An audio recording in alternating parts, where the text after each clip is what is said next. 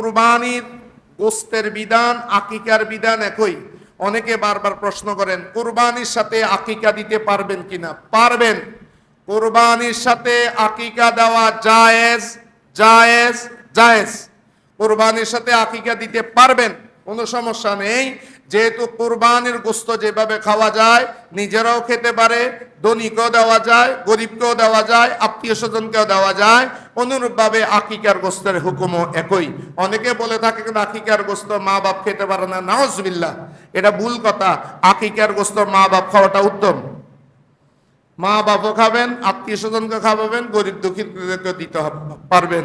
কুরবানির গোস্তের যে বিধান আকিকার গোস্তেরও একই বিধান। সেই কারণে কুরবানির সাথে আকিকা দেওয়া যাবে। মেয়ে হলে এক নাম এক অংশ, আর ছেলে হলে দুই অংশ, সেইভাবে ধরতে হবে। সেইভাবে আকিকা আপনারা দিতে পারবেন।